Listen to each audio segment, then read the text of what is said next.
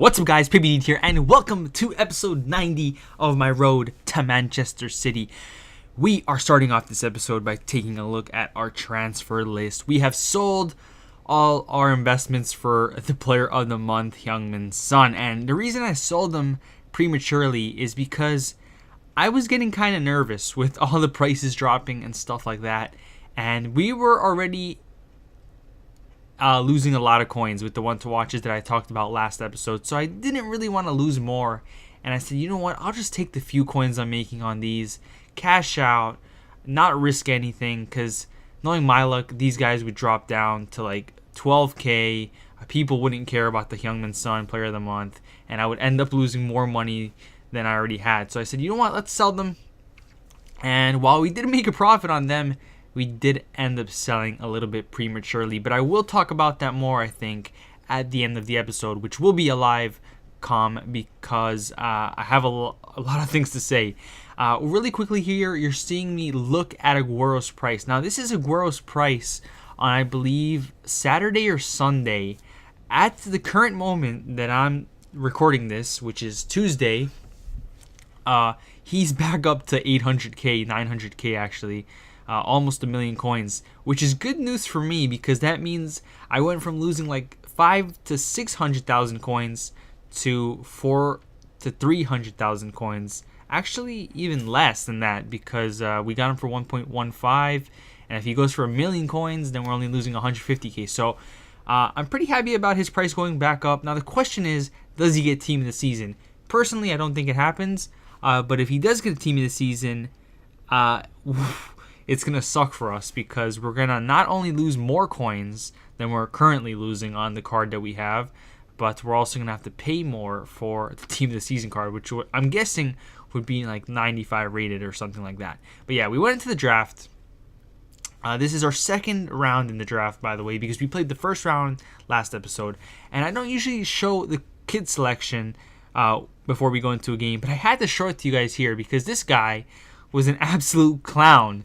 I switched from my blue kit to the sand one, but then he switched to his white one. And then he went back to the blue one once I went back to my blue one. And he just kept like switching to a kit which would clash.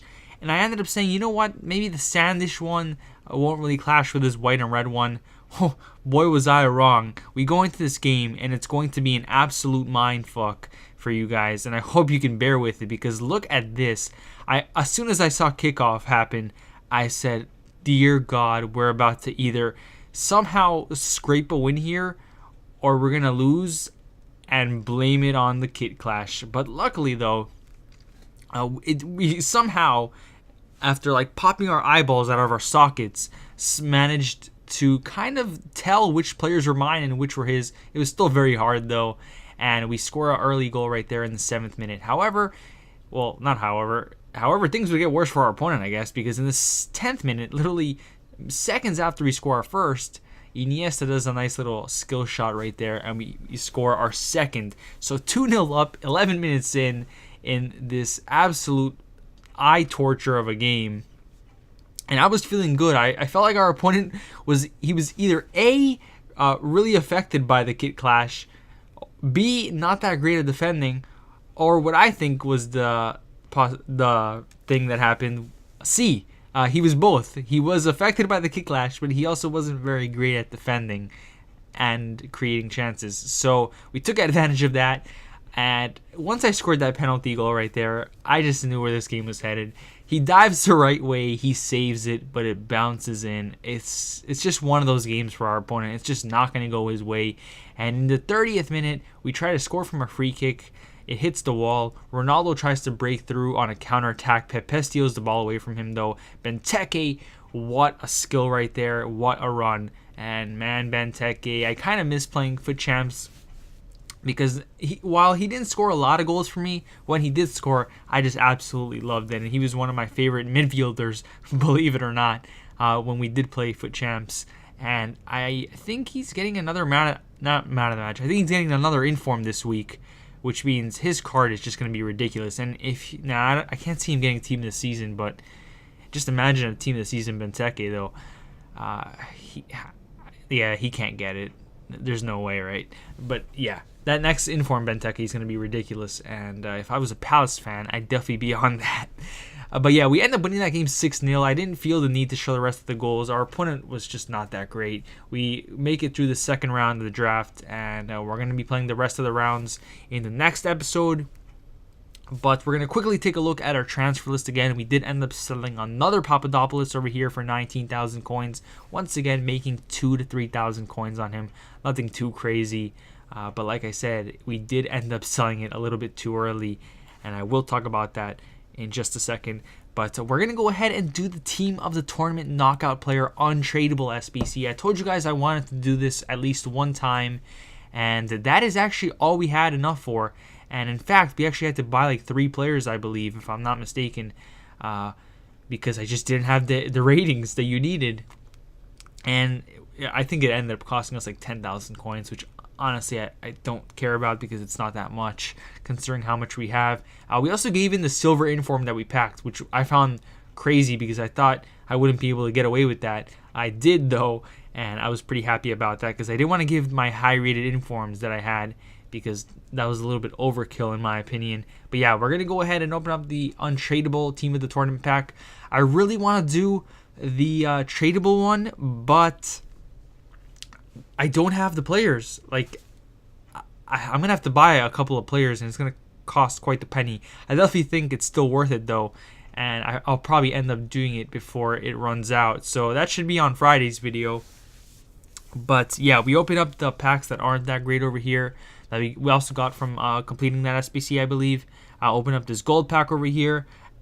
Of course, we get nothing, but we are refilling the club, which is important. I also haven't mentioned to you guys, but I've gotten rid of a lot of bronzes and silver rare cards from leagues that I don't feel are going to be important at all this year. That is like League 2, Calcio B, and stuff like that.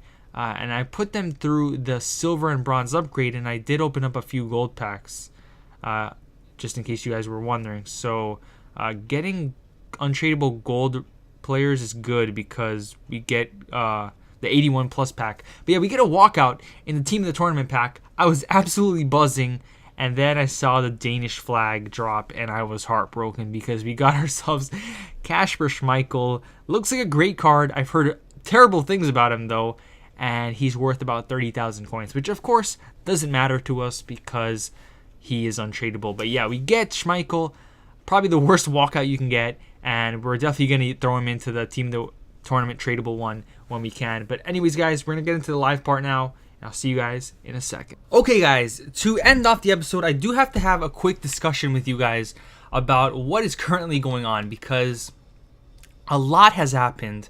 Today is Monday. You guys are seeing this on Wednesday, though. Sunday, EA released the Player of the Year, and obviously an SBC came out for that. And I'll quickly show you guys what I'm talking about. If you've obviously seen it everywhere by now, but if in case you haven't, Dele Alli won Young Player of the Year, and N'Golo Kante won the Player of the Year. So obviously these SBC cards are ridiculously good, and anybody would dream of having them. Some people are lucky enough to get them. They are very expensive. Obviously, we won't be getting them. However, there was a challenge for Dele Alli that gave you a mega pack, and it was very easy to complete. However, EA did patch it to where now you can't have a rare player or a common player. So that means you pretty much need a special English Spurs player card to complete that SBC. However, before they patched it, it was just a rare player that you couldn't have. So that meant you can throw in a bronze, which is exactly what I did. And the reason I submitted it without showing you guys is because I heard people say, oh, EA patched it. But at the time that I did it, they didn't. So I said, you know what? I'm going to submit it really quick, get this 35k pack, and not risk having to not get a free 35k pack. Because that's essentially what it is. Until they patched it, which is a shame because I feel like it made it so much cheaper, and EA doing that was completely it's just unnecessary, but whatever. It's EA, what do you expect, right? But yeah, let's talk about what that meant for this trade pile. I heard obviously when the Player of the Year announcement was going to happen like an hour before, people knew that it was going to be announced in an hour, And obviously, everybody thinks N'Golo Kante is the winner of that. It's him or Hazard. Either way, it's a Chelsea player. So what I did was I went ahead and bought I bought one Chelsea player, and that is Thibaut Courtois, if I said that right. And he is 89 rating, so that's very useful, right? Well, I bought him for like, I want to say 30,000 coins or so. I didn't really get him at a good price because it was already inflated. And I ended up selling him for 34. So we didn't really make that much money on Courtois. This one, though, I think I got it for like 26. And I sold for 36. So nice profit there. Schmeichel, I went ahead and bought him for... What did I buy Schmeichel for? I want to say around the same price as Courtois. I honestly forget. And I sold him for 37. And I really want to get to show you guys. This one sold for 47. It's just the hype. People thought you're going to need Conte's past team, which is Leicester, obviously. And his price went up. These are the Spurs guys you could have used before. They went for max. I did list them for 9K though, just in case, because I've heard people get banned for listing a bunch of cards for 10K and selling them for that, even though it's not them selling or buying coins, it's just what they're worth because of the SBCs.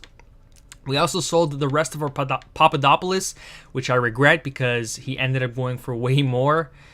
But it is what it is. We took the profit. I then went ahead and actually ended up making money on Dele Alli. I forgot to mention to you guys last episode that along with the one to watches, we lost money on Dele Alli and Harry Kane, who we invested for Sun Player of the Month.